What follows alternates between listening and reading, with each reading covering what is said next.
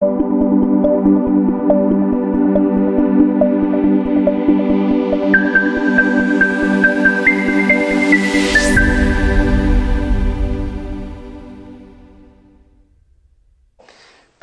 hoje a gente vai falar, é um tema um pouquinho diferente, nós vamos falar um pouquinho a respeito da saúde sexual feminina, né? Aliás, isso justamente por conta de que o sexo não é de um ou do outro, o sexo é do casal, né? Então é bastante importante quando a gente lida com essa parte de medicina sexual, a gente ter em mente que é importante a gente elevar a vida sexual do casal, e não de um e do outro, né? É uma colega nossa ginecologista, é especializada em medicina sexual, em saúde sexual também. Lida com essas disfunções sexuais femininas de um jeito muito bacana, muito interessante. Lu, queria em primeiro lugar agradecer a tua presença aqui. Então esse é o segundo Androcenter Convida agora do ano de 2021, né? E a gente está se esforçando ao máximo para trazer convidados muito bons para cá, assim, sabe? E você, com certeza, você é uma pessoa sensacional, manja muito dessa questão da ginecologia, da uroginecologia, dessa questão também da medicina sexual, né? Então, com certeza, você vem a brilhantar aqui no nosso evento e é muito bom ter você aqui conosco, né? Então, para os seus seguidores, né? Então, as pessoas que ainda não me conhecem, que estão aqui acompanhando a nossa live de hoje, então aqui a Androcenter é uma clínica que tem aqui em Curitiba, que é especializada em saúde sexual e reprodutiva masculina. Então toda terça-feira no final de tarde a gente faz uma live aqui e a gente traz especialistas do Brasil todo assim para discutir temas a respeito de medicina sexual e de infertilidade, né? Preferencialmente masculina, mas como a medicina sexual ela não é só do homem, da mulher, né? Não é só da pessoa, envolve o casal do modo geral, então é bastante importante a gente, vez ou outra, a gente abordar temas que são de interesse também do sexo oposto, digamos assim, né? Explicar também que essa aqui é uma conversa informal, a gente não tem o intuito de trazer tabela, trabalho científico, né? Mas a gente, como médico, a gente tem, digamos assim, uma necessidade de seguir a ciência, né? E é uma conversa informal, o que também não substitui uma consulta médica. Então, eventualmente, se alguém quer tirar uma dúvida, alguma coisa assim, não tem problema nenhum, pode mandar para a gente através das nossas redes sociais, né? Só que nada substitui uma consulta médica com um médico especialista, né? Com certeza. Então, começando então hoje o Androcenter Convida vai contar então com a ilustre presença da nossa ginecologista colega, especializada em uroginecologia e também em sexualidade humana. Ela atua aqui em Curitiba, está em São Paulo, ela é bastante ligada com o pessoal da USP lá, a doutora Luísa Sprung, né? Luísa, seja muito bem-vinda ao nosso programa e eu queria que você se apresentasse, que você falasse um pouquinho mais a respeito da sua formação e da atuação nessa área da uroginecologia e da medicina sexual. Ótimo. Primeiramente, Gustavo, eu queria agradecer o convite, acho que é uma oportunidade muito bacana e da ginecologia entrar nesse universo da uro, que é tão rico em testosterona, na verdade eu sempre brinco assim, mas que é muito isso que você falou. Muitas vezes os problemas de sexualidade do homem acabam interferindo na vida do casal. E às vezes a gente não percebe, eles não percebem que pode ter alguma coisa relacionada também com a parceria deles, né? Então, trazer essa mistura do universo urológico com o ginecológico, acho que vai tornar as lives e as conversas e as consultas cada vez mais ricas. Então, eu agradeço demais a oportunidade que você está me dando aqui. E, em segundo lugar, então, me apresentar para o teu universo, né? Meu nome é Luísa Sprung, eu sou médica formada pela PUC, ginecologista e obstetra pela Santa Casa de Curitiba. E em 2018 eu vim fazer o meu fellowship, né, a minha pós-graduação em uroginecologia aqui no HC da Faculdade de Medicina da USP. Já durante a faculdade, durante a residência, a mosquinha da sexualidade pairava na minha cabeça, mas na minha época, não que eu seja tão velha assim, né? Mas na minha época da faculdade ainda era um tema, já era um tema ainda rico e cheio de tabus, que era muito difícil de conversar com os professores e professoras assistentes sobre isso. Na residência torna um pouco mais acessível, porque a gente está conversando sobre o universo feminino, então a queixa, a dúvida, uma hora ou outra vem.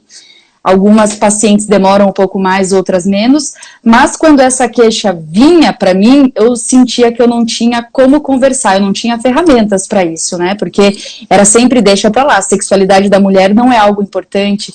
Imagina, não tá sentindo prazer, mas como que é o prazer, né, como que é o orgasmo? Então a gente vinha sempre mais nesse tom de curiosidade nas consultas e não de queixas específicas.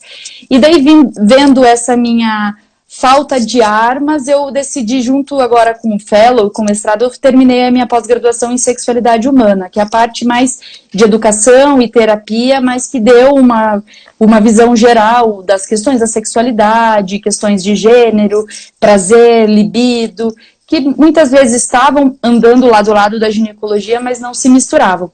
E na urogineco, até acho que o foco dessa nossa conversa hoje abrange bem isso, as mulheres após a menopausa, que começam a ter alguma questão de ressecamento vaginal, diminuição de lubrificação, diminuição da libido, né, do disparo do orgasmo, e a gente vê que essas queixas são muito presentes.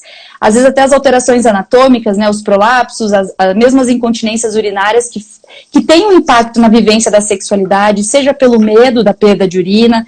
Enfim, eu acho que todas essas áreas pélvicas, uroginecológicas, se conversam muito com a sexualidade. Então, basicamente é isso. Estou terminando meu mestrado agora também, volto para Curitiba na metade desse ano, mais ou menos, então vai estar tudo certo. Resumindo, é isso.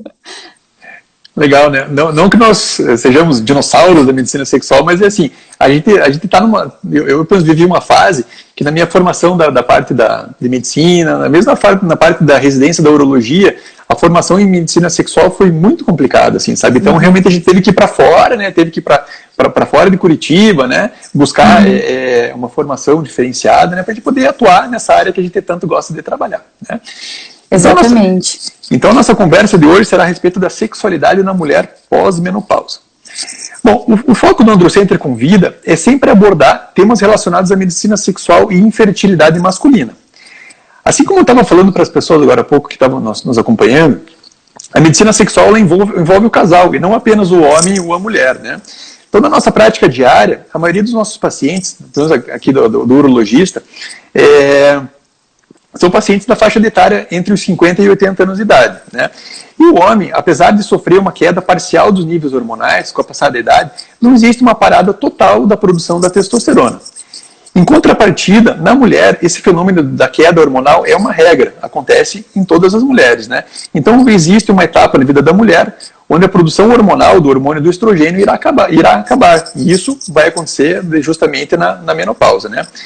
E também é bastante frequente que os homens se queixem que as suas esposas têm estado um pouco menos dispostas a terem sexo com o passar da idade, né? Seja após a menopausa ou então com a chegada da terceira idade. Desse modo, então, que eu acabei trazendo a Luísa para conversar com a gente a respeito disso aí, para ela poder explicar um pouquinho para a gente o que é fisiológico nessas mulheres e o que a gente pode fazer para tentar melhorar a vida sexual desses casais, né? Luísa, em linhas gerais, eu queria que você explicasse um pouquinho para a gente como é que fica a questão hormonal feminina nessa fase da perimenopausa. Tá. Diferentemente dos homens, como você bem explicou, que tem uma produção hormonal, né, mais ou menos que constante a vida inteira, a gente não. A gente nasce com uma quantidade determinada de folículos, de óvulos, né, vamos generalizar de maneira assim, e são esses folículos, esses óvulos que vão determinar a nossa produção hormonal nos ovários, né? Então, é como se a gente tivesse uma data para começar e uma data para acabar a nossa vida reprodutiva, né? O nosso potencial de reprodução. Que eu acho que quando a gente vai estudar sexualidade fisiologicamente, a gente vê que o nosso corpo é programado para gerar descendentes, né? Então, a gente está aqui para perpetuar a espécie mesmo. Então, olhando dessa forma, todo o ciclo menstrual e o ciclo hormonal da mulher são destinados para com que no período fértil dela, né, na metade do ciclo mais ou menos, esse desejo sexual aumente, ela busque pelo parceiro e tenha relações para gerar novos frutos. Porém, conforme a gente vai chegando ao final da vida reprodutiva, na brasileira começa o climatério que a gente fala, né, aos 40 anos, nas mulheres em outros locais ali pelos 45, a gente começa a ter um declínio dessa produção hormonal. Por quê? Porque os nossos folículos, eles estão espoliando, eles estão acabando, estão chegando ao fim. Então a nossa produção hormonal ela não está tão constante mais como era, né, nos 20, 30 anos.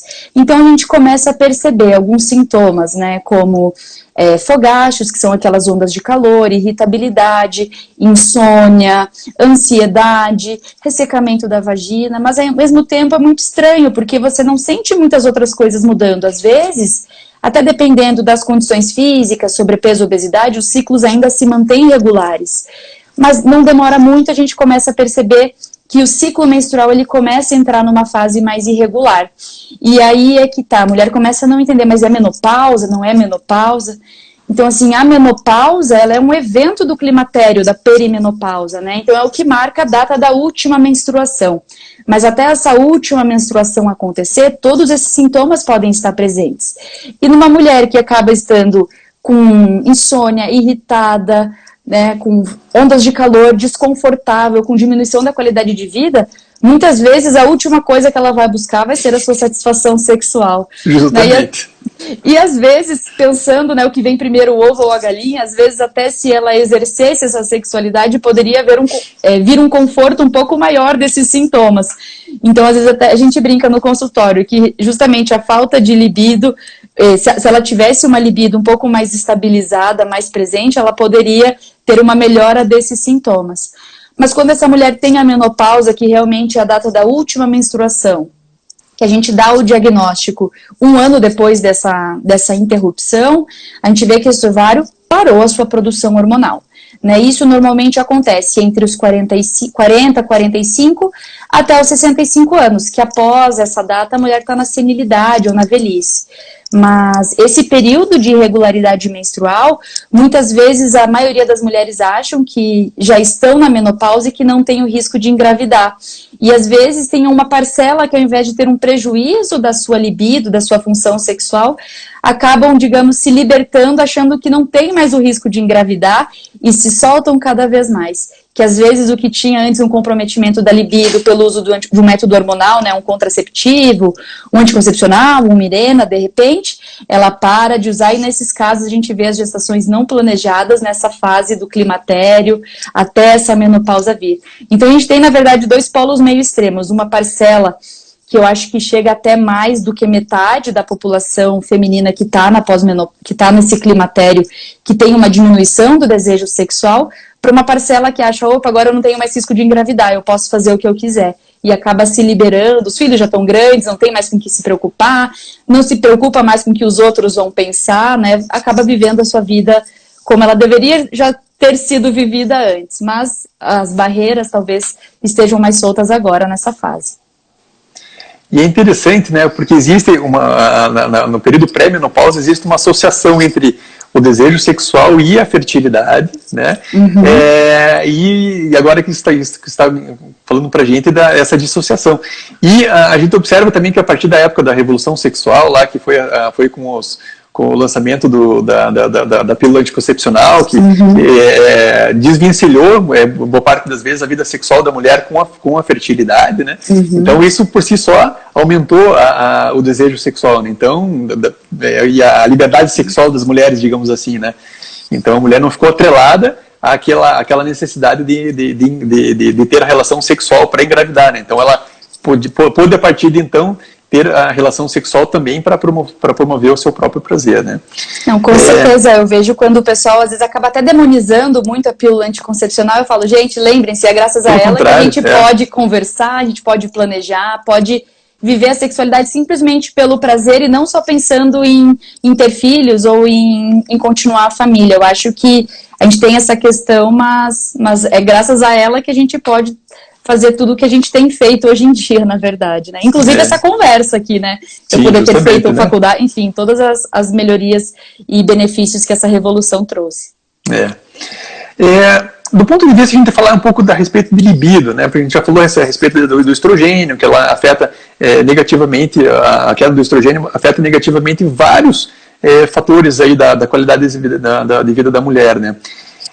Do ponto de vista de libido, assim, é mais importante para o libido o estrogênio ou a testosterona, no ponto de vista hormonal da mulher?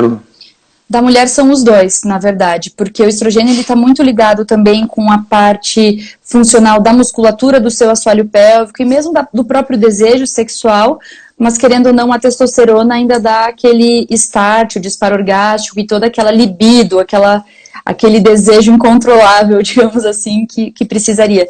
Tanto que é nessa fase de vida a única indicação precisa para testosterona na mulher, que a gente vê muitas mulheres mais jovens usando para diminuição da libido, e hoje as recomendações, os protocolos, todas as convenções das grandes sociedades, a indicação é na diminuição do desejo sexual da mulher na pós-menopausa, em que todas as outras causas foram excluídas, porque a libido feminina ela tem é algo muito multifatorial, né? Não adianta eu estar com toda a minha faixa. Por que na verdade, uma mulher com 20 anos e até mesmo com síndrome de ovários policísticos, que ela está com aumento dos hormônios, né, de testosterona, todo o hiperandrogenismo, por que ela está com uma diminuição da libido, sendo que ela está com o hormônio masculino bombando, né? Então a gente vê que a parte psicológica, emocional, os relacionamentos, a sua autoestima, isso interfere muito mais do que só a questão hormonal na mulher. Então, para tentar melhorar a questão hormonal da mulher, não é simplesmente dar uma dose de testosterona que vai resolver o problema, né? Muito pelo contrário, né? Antes fosse, os problemas seriam muito menores. Com o aumento da expectativa de vida, né? Então, também com a procura das pessoas por maior qualidade de vida, as mulheres elas têm procurado mais as suas ginecologistas em busca de uma manutenção da atividade sexual por um período mais avançado das suas vidas? Tem, eu percebo isso diariamente no consultório. Eu tenho muitas pacientes na pós-menopausa e mesmo no climatério, e eu vejo que a sexualidade é uma das questões principais da consulta. Muitas vezes a principal demanda da consulta é essa, em que ela percebe já uma diminuição da lubrificação vaginal, ou de algum sintoma que até mesmo o parceiro percebeu, ou ela se queixando da própria diminuição da libido. Eu tinha antes uma vontade, eu sinto falta disso. Que é sempre uma questão também, né? Não é obrigatório todo mundo ter vontade de ter relação, ou ter essa libido aflorada, mas tem pessoas que sentem falta e que isso é um componente importante para o relacionamento. Então a gente conseguir pontuar em que momento que isso está fazendo falta, qual é o impacto disso no relacionamento, que eu vejo também muitas mulheres na pós-menopausa que são divorciadas e hoje vivem essa sexualidade com muito mais liberdade, então tem múltiplos parceiros ou vivem de maneira mais frequente a sua sexualidade, muitas vezes mais até do que quando estavam no casamento, e de maneira muito prazerosa, muito sadia. É uma questão muito importante ainda, eu acho, que o uso do preservativo, que a nossa cultura ainda não incentiva isso e associa muito com o risco de gravidez. Então, se eu não menstruo mais, eu estou na pós-menopausa, por que eu vou usar preservativo? E a gente vê infecções sexualmente transmissíveis cada vez mais frequentes. Nossa, a incidência, não sei se no teu universo, né, porque ainda o homem, ele acaba sendo assintomático em diversas situações, e no consultório da gineco a gente vê os corrimentos, as verrugas, as queixas, os achados de exames, então sífilis positivo, às vezes um HIV, uma hepatite que antes não tinha, e que é uma realidade hoje no nosso consultório, independente da classe social, porque eu também trabalho com SUS e trabalho no consultório particular, e isso a incidência é constante nos dois, não muda de nenhum lugar para o outro. É bastante importante a gente fazer esse trabalho no nosso consultório de orientação, né? Então, falar que não só a gravidez pode ser um problema, mas também as infecções sexualmente transmissíveis, né? E ainda mais nessa população de terceira idade, é uma população que nunca foi acostumada muito a usar preservativo, né? Então eles não estão habituados, muitas vezes não sabem como é que faz para usar um preservativo, não sabe que tem um preservativo feminino também, né? Todas essas opções disponíveis, né? Então essa preocupação com essas infecções sexualmente transmissíveis, ela é uma preocupação que ela é pertinente e que nós profissionais da saúde devemos nos atentar, né? Na sua experiência, Lu, o declínio da atividade sexual das mulheres da terceira idade deve ser bastante evidente, né? Do ponto de vista de epidemiologia, qual que é a porcentagem aproximada das mulheres na terceira idade que mantém uma vida sexualmente ativa? Quantos por cento dessas mulheres que estão lá acima dos 45, 50, ou terceira idade acima dos 60, 65 anos, que mantém a sua vida sexualmente ativa? Olha, Gu, essas estatísticas, assim, elas são bem difíceis de a gente estimar, porque ainda a população feminina tem um tabu muito grande em falar sobre isso. Então, às vezes, esses dados, eles são um pouco falseados, que às vezes elas não falam realmente como estão se sentindo, então a gente não consegue uma estimativa de quantas ainda se mantêm ativas. A gente tem mais estatísticas de quantas têm disfunções sexuais. E aí a gente vê que com o progredir da idade, esse número de disfunção vai aumentando. E a maioria das vezes é associado à diminuição do desejo e também às queixas de dor, pela falta de lubrificação na penetração. Então, vaginismo, dispareunia, vulvodínia, muitas vezes, cada vez tem se falado mais, e a diminuição do desejo, e o desejo sexual hipoativo também. Então, a partir dos 65 anos, mais da metade das pacientes tem alguma queixa de disfunção sexual. Então, a gente vê que é um número muito alto para algo que hoje é considerado um dos pilares da qualidade de vida, e que é algo que tem que ser tratado e não deixado de lado. Não, isso aqui não é aqui, a gente não vai conversar. Né, a OMS, você sabe muito bem, hoje ela normatiza isso e solicita que qualquer profissional de saúde faça essa averiguação, né, de como está a saúde sexual e a vida sexual de cada pessoa, para avaliar esses riscos.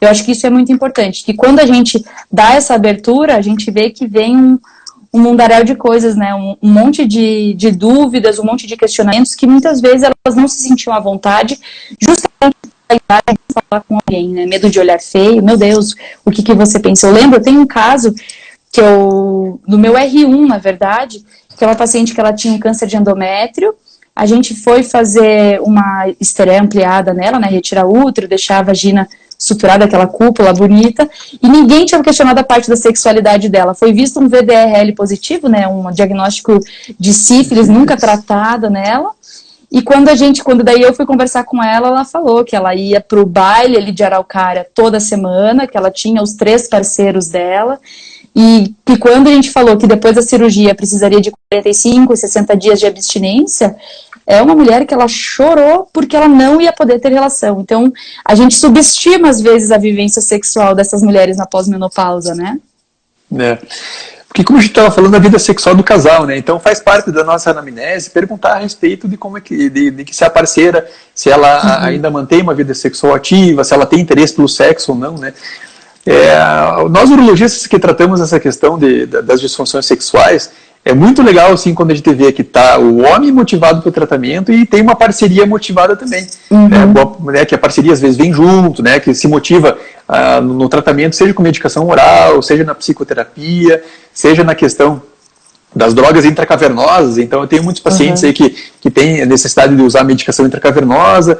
Fazer injeção em si mesmo geralmente não é muito gostoso, né? Então se tiver alguém que faça isso para você, ajuda bastante, né? E sabe que assim, e até mesmo na decisão de colocar ou não uma prótese peniana, né? Da mulher ou da parceria poder entender como é que funciona uma prótese e tal. Então sempre a participação da parceria no tratamento do homem com disfunção sexual, então a mulher com disfunção sexual, no teu caso, assim, da mulher vir junto com o parceiro, é sempre muito legal, e eu tenho certeza que também você deve gostar disso aí, e isso aí facilita muito o nosso trabalho, né? Eu acho que enriquece muito o tratamento, porque a gente consegue avaliar realmente a necessidade desse casal, o que está acontecendo. Eu tenho pacientes que às vezes a gente sugere uma terapia sexual e tem muitos homens, por exemplo, que eles dizem, não, mas eu não preciso de terapia, por que eu preciso de terapia? Muitos acabam achando que a gente está questionando a potência ou o desempenho deles. E na verdade não, a gente vê que tem um tratamento muito mais satisfatório, né, uma melhora do casal, da vivência, do orgasmo e até mesmo da intimidade deles quando eles se tornam participativos e compreendem a importância deles no tratamento. Eu vi até que aqui que algumas pessoas perguntaram do que os homens podem fazer para ajudar as parceiras e qual é o impacto do parceiro no suporte. É fundamental, é entender que cada fase de vida dessa companheira, dessa esposa ou dessa parceria tem uma necessidade diferente, né? Por que tá mais difícil de penetrar essa vagina do que era antes? E muitos acabam, às vezes, botando só também a culpa na parceria, o que essa vagina tá mais larga depois de um parto, né? O que tá acontecendo? E, às vezes, também explicar para a mulher que não é só, por exemplo, corrigindo essa rotura do períneo que vai melhorar o desempenho sexual do casal. Porque, às vezes, é um homem que já tá também numa fase de vida mais adiantada e que não consegue manter uma ereção por muito tempo, e se a gente ajustar demais, de repente, essa entrada da vagina, talvez ele não tenha mais esse desempenho que ele conseguiria penetrar. Então, São ajustes muito, muito finos, a gente precisa de pacientes que realmente se abram, conversem quais são os seus problemas ou o que está causando essas disfunções no casal para a gente conseguir acessar de uma maneira bem direta. Às vezes é uma questão de contracepção, às vezes é o questionamento do uso do preservativo, às vezes realmente é um marido que está com uma impotência ou fez uma cirurgia de câncer de próstata, por exemplo, ou às vezes uma mulher que realmente está com só uma diminuição da libido por conta da menopausa e que esse casal tem um diálogo muito bacana, é um marido compreensivo, um parceiro legal, que motiva ela.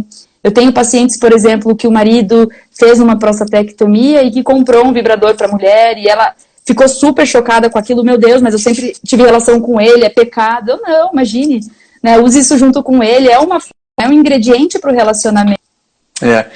E fazer o casal entender que a relação sexual não é só penetração, é muito mais do que a penetração, é muito antes da penetração, né? Então, aqueles homens que acham que a relação sexual é só penetração, não é assim, né? Então, a relação sexual, ela começa de manhã cedo, no teu bom dia, né? Depois vai do dia, você vai ter que lavar a louça, né? Depois você vai ter que ajudar a cuidar da criança, você vai lá, vai com um agrado, né? Um beijo, um abraço, né? E vai começar com as preliminares, e depois vai dar a penetração, né? Então, você chega lá, uma mulher que já está enfrentando todos esses problemas, e simplesmente o homem vai querer penetrar a mulher, não é assim, né? Então, qual a motivação que essa mulher vai ter, né, para ter uma relação sexual com esse homem que quer só uma penetração, né? E a gente sabe que a parte do ciclo de resposta sexual da mulher é muito mais lento do que do homem, né? Então, ela precisa de muito mais estímulo para ter essa atração, né, e essa disposição para o sexo, né? Falando a respeito dessa questão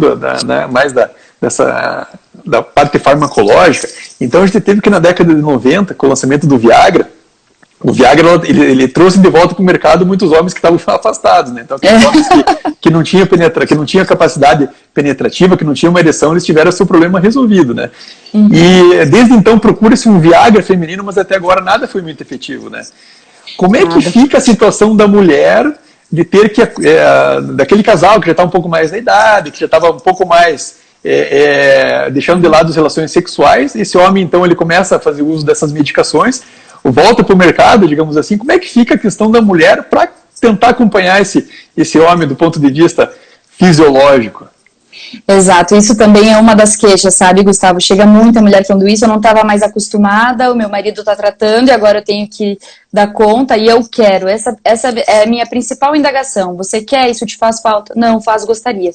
Eu acho que a primeira coisa, por justamente a gente não ter um tratamento específico, medicamentoso, né, como a gente tem para os homens, a gente precisa primeiro excluir quaisquer outras causas dessa diminuição de libido, diminuição de lubrificação. Então, doenças sistêmicas e crônicas, como diabetes, hipertensão arterial, às vezes alguma alteração vascular, enfim, tudo isso a gente precisa excluir. Se não tem alguma outra medicação, por exemplo, depressão, ansiedade, que são muito comuns nessa fase de vida da mulher, se não tem alguma medicação que ela está usando, se a gente não pode conversar com o psiquiatra que está acompanhando ela de trocar ou ajustar essa medicação em uso. E eu acho que quando a gente está falando da mulher, a gente tem que incentivar bem isso que você falou, as preliminares. A gente precisa que essa mulher esteja muito bem preparada e receptiva. Às vezes também é o marido que ficou por anos sem olhar para essa mulher, sem cuidar desse relacionamento, indo para o futebol e voltando, saindo com os amigos e voltando, e de repente ele está tratando e ele começa a ter de novo esse olhar por ela, então vai ter que ter uma reconquista. A gente precisa esse cara suar a camisa para reconquistar essa mulher. Porque muitas vezes ela associa a penetração com a dor. Porque muitas vezes essa relação, não que seja uma relação forçada, mas não foi uma relação adequada no momento que ela estava desejando. Então o cérebro dela associa muito essa relação com ele à dor. Então temos que ter uma reeducação sexual desse casal, explicar como funciona o eixo sexual de cada um, né? Um homem às vezes leva o quê? 3, 4, 5 minutos, né, para começar e finalizar, enquanto uma mulher às vezes pode levar pelo menos uns 17, 20, 30 minutos. Então tem que ter essa habilidade de conversa, de conquista, de vamos deixar realmente esse ambiente pronto para essa penetração. E a gente observar muito bem como que está a saúde da vagina, a saúde desse assoalho pélvico. Se não é de repente uma questão de diminuição do estrogênio na vagina, a gente consegue fazer esse tratamento só com pomadas tópicas, então só com aplicações locais na vagina, orientar bem o uso de lubrificantes, preservativos, isso tudo ajuda bastante, mas o fato de não termos uma medicação, e nem mesmo a testosterona, que muitas chegam, eu quero o chip da beleza, eu quero o gel, eu quero o androgel, eu quero, enfim, N medicações, e a gente explicar que isso provavelmente não é o que vai funcionar, e ter mais uma resposta frustrada, que elas vêm na expectativa de uma resolução para o problema. E às vezes as situações da sexualidade levam um certo tempo, são coisas com paciência, às vezes não é na primeira consulta. Então tem que sentir muito bem esse casal e essa mulher principalmente. Teve um comentário aqui da Ana Cristina, ela tem 41 anos e ela percebeu que faz nos últimos 2 anos a libido dela está muito aflorada, né? E ela sempre teve uma vida sexualmente ativa, mas agora está exageradamente anormal, né? E isso eu acho que é uma coisa bacana, né? Desde que ela tenha quem acompanhar ela nesse libido, né? Com certeza, com certeza. É o que eu falo, muitas pessoas chegam perguntando, se isso é normal. Eu falo, em sexualidade não existe o que é normal, o que é anormal. Existe o que é conveniente para você e para o relacionamento que você tá. Entre 4 paredes, o que vocês combinam. E mesmo, às vezes, que não seja um parceiro ou uma parceira que te acompanhe, mas que você consiga mesmo com a masturbação. A gente precisa desmistificar a masturbação nessa fase. Certamente. Então, são mulheres que, às vezes... É bem isso, agora tá com 41 anos, mas antes tinha um filho pequeno em casa, um marido que não dava muita atenção, e agora às vezes se desprende, tá divorciado, ou tá com outro parceiro, o filho já cresceu, não é alguém que você precisa ficar toda hora em cima, você se sente mais livre para viver tudo isso, né? Então acho que às vezes é só a percepção, talvez esse potencial estivesse sempre lá, mas não foi explorado, e agora ela tá conseguindo explorar, Ana. Foi até que ela colocou, né, que ela tá se percebendo mais a respeito do seu corpo, né, então talvez ela, algum tempo atrás ela estava muito atarefada com outras coisas, alguns outros problemas, tá, hoje em dia ela já tem um pouco mais de tempo, tá se percebendo mais, se descobriu mais, né, e é bastante interessante nessa questão da medicina sexual, quanto mais o casal, quanto mais a pessoa tem um estímulo sexual, isso faz um feedback positivo, né, mais incentiva a ter, né, que é aquele negócio da recompensa, né, quanto mais prazer você tem no que está fazendo, o teu corpo ele vai te presentear com uma recompensa para aquilo, né? Então também é uma coisa que pode estar acontecendo, né? Exatamente, da mesma forma o sedentarismo esportivo, a gente fala do sedentarismo sexual. Se você não treina, você não vai ter condições, nem físicas, porque é um esforço, a gente tem que ver também como que tá esse casal, né? Não tem algum problema, uma disfunção cardíaca, alguma coisa, a gente precisa estar com toda a máquina funcionando para aguentar esse pique nessa fase de vida. E às vezes o ritmo de trabalho, a gente sabe hoje como as mulheres estão trabalhando cada vez mais com essa dupla jornada de trabalho, vai pro trabalho, volta à noite em casa, tem que fazer jantar, dar banho em filho, limpar a casa, e se tem um parceiro que ajuda e que faz o que deveria estar fazendo, isso é mais um fator ainda para essa mulher querer, ao final de um dia cansativo, querer ainda ter uma relação antes de dormir, né? Legal. Da tua experiência, Lu, quais são os principais problemas femininos que podem levar a uma disfunção, uma redução da satisfação sexual na mulher, nessa fase da vida? Nessa fase eu acho que é a irritabilidade, as questões de saúde mental, depressão, ansiedade. O fato, a autoestima também é uma questão importante, então a gente sabe que em determinado período a gente perde um pouquinho o tônus da pele, o tônus muscular, então, né, percebe uma queda das mamas, uma certa flacidez às vezes no abdômen, nas coxas, e que uma mulher que de repente aos 20 anos, eu tenho alguns casos assim, aos 20 anos foi uma modelo, foi uma cantora, e agora aos 50, 60... o marido acabou divorciando, elas acabam pegando essa culpa para elas. Então, acho que tem uma questão importante da autoestima e sintomas também uroginecológicos, da questão da dor pélvica, os prolapsos, né, as distopias genitais, a queda da bexiga, do intestino, do útero, que acabam, às vezes, comprometendo, algum parto um pouco mais traumático também, que possa ter alguma alteração na região da vagina e que elas fiquem um pouco mais envergonhadas, digamos assim. O Henrique, ele é urologista lá do Rio de Janeiro, ele fez uma pergunta, o que os homens podem fazer para tentar ajudar a libido das mulheres com pouco desejo? Estimular essa libido, ser conquistador, eu acho que isso ajuda bastante, ter paciência, né, entender que o cérebro é outro, o funcionamento é diferente, ser um parceiro realmente de compreender, perguntar, entender o que essa mulher gosta e o que ela não gosta na hora do sexo. Eu acho que falta muito isso. A maioria dos homens acabam buscando o prazer dele mesmo e achando que tá dando prazer para ela. Eu acho que falta uma conversa de entender, você gosta assim? O que você gosta? Sexo oral, masturbação. Então, ampliar esse repertório de ritmo sexual e do que vai fazer. Lembrar disso mesmo que você falou, que uma boa relação começa no bom dia, né? Então, né, mandar mensagem durante o dia, né, ser uma pessoa agradável, companheira. Mostrar interesse, né? Porque não adianta, fica o dia inteiro fora, tipo, sem mandar uma satisfação, um sinal de vida, e à noite, né, a mulher toda atarefada, muitas vezes, principalmente com a pandemia eu vi isso, o pessoal em quarentena, achar que porque está dentro de casa, esse tempo está sendo junto, mas não é um tempo de qualidade, né, então ter aquele momento só para o casal, sair jantar, pedir alguma coisa diferente, deixar às vezes os filhos na casa dos pais ou de alguém que possa cuidar para você poder ter essa vivência com mais intimidade, porque com filho em casa as coisas são mais difíceis mesmo, então saber valorizar esses momentos juntos, eu acho que isso é fundamental.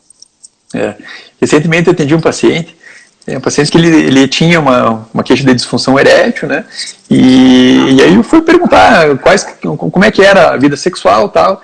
E aí o que acontece? Ele já tem lá por volta dos seus 60 anos, né? A esposa dele também. Os dois são muito... eu falo, como é que é o interesse de vocês pelo sexo? Não, o interesse é muito bom. E como é que o ambiente que vocês têm sexo? A gente mora com nossos filhos eles têm netos, e a nossa netinha dorme sempre com a gente. Então o que acontece? Eu vou ter relação, eu fico muito nervoso, com medo de que a nossa netinha venha para nossa cama e eu falho. Uhum.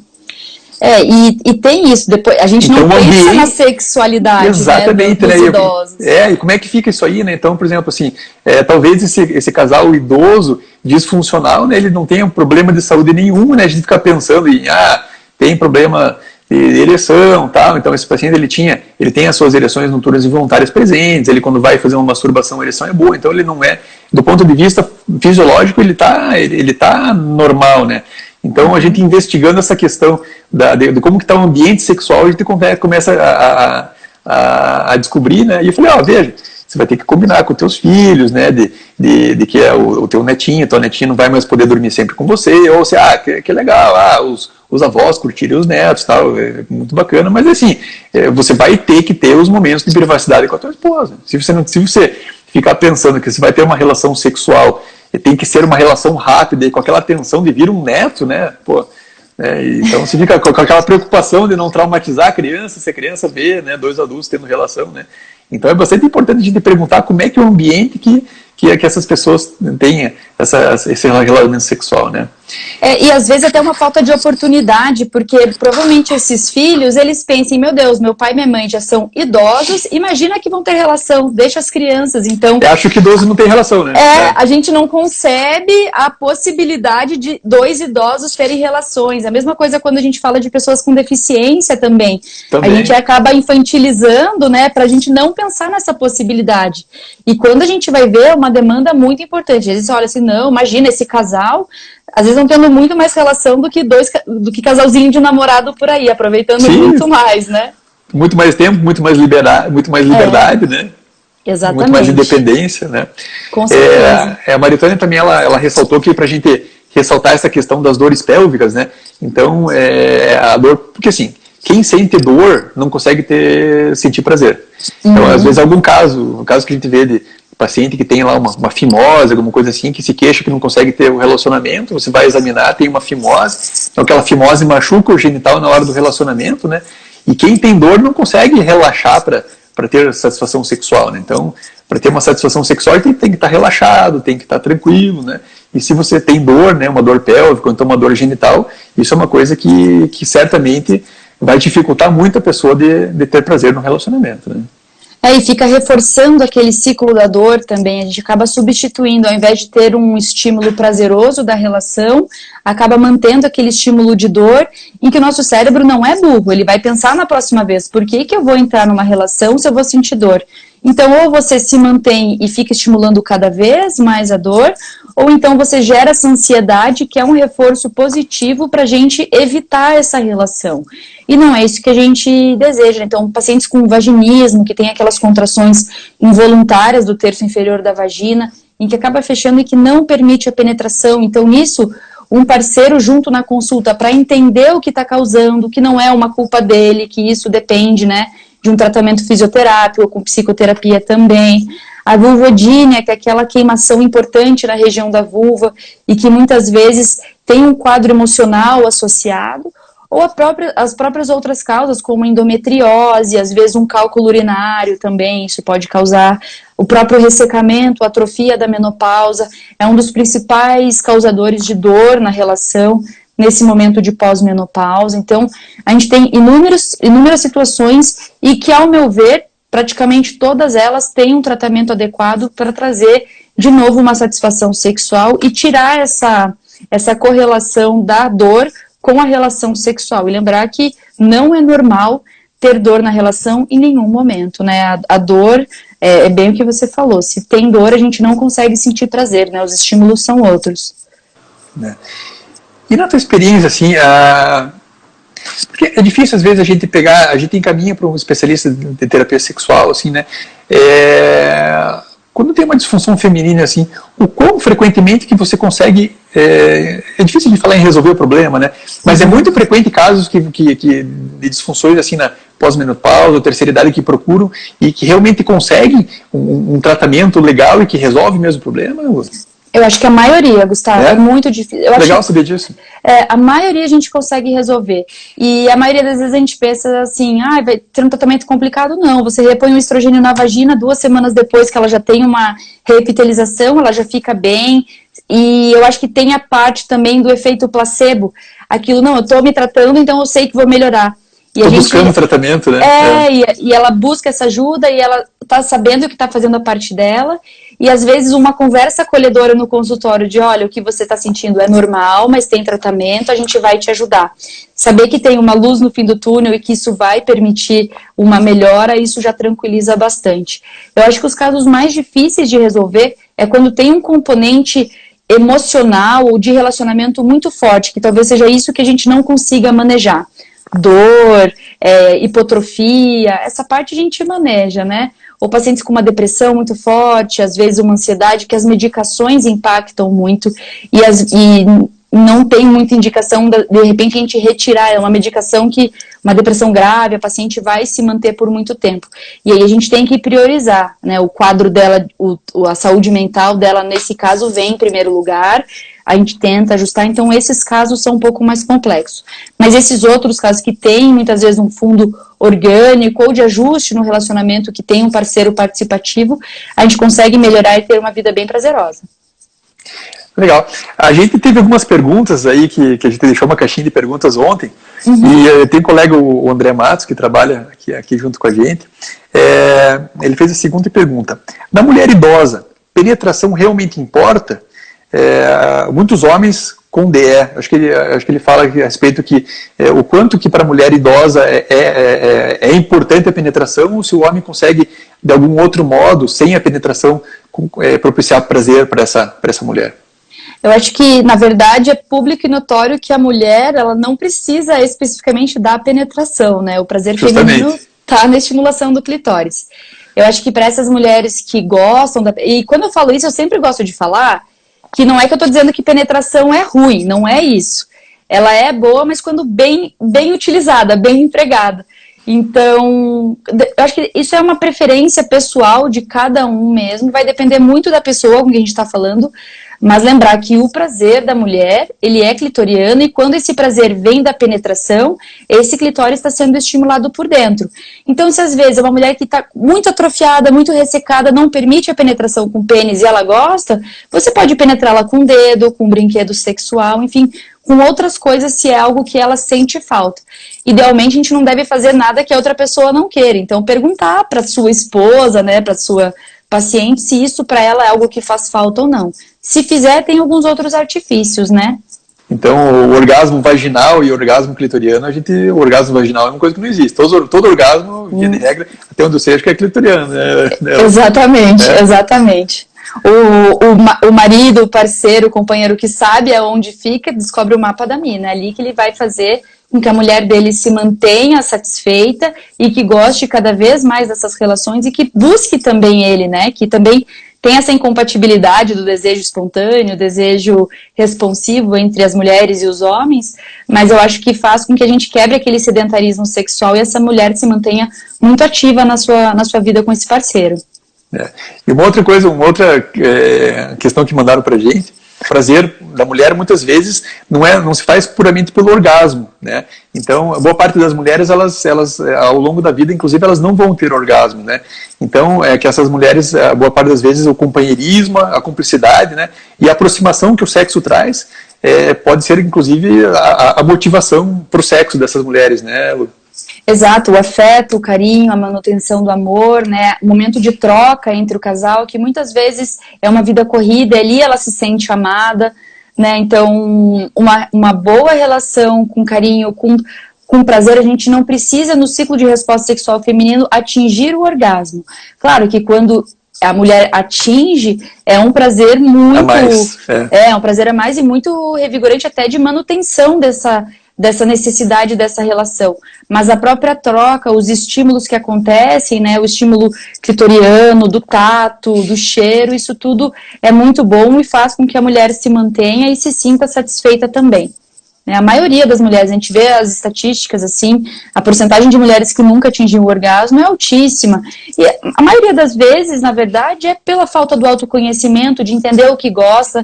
Nós não somos estimuladas e nem criadas para ficar se tocando, conhecer o corpo, observar o corpo. A gente espera que o nosso parceiro venha e descubra e saiba o que fazer. Quando nem muitas vezes a gente sabe. Então, eu sempre buscar estimular o autoconhecimento, observar a sua própria vulva, entender as sensações que você tem no toque ao longo do seu corpo, né? Que a gente tem a pele, que é o maior órgão do corpo humano, que também deve ser estimulado, né? Às vezes, as zonas erógenas, que a gente fala tanto, e estimular tudo isso, que com certeza o prazer do casal vai ser muito maior.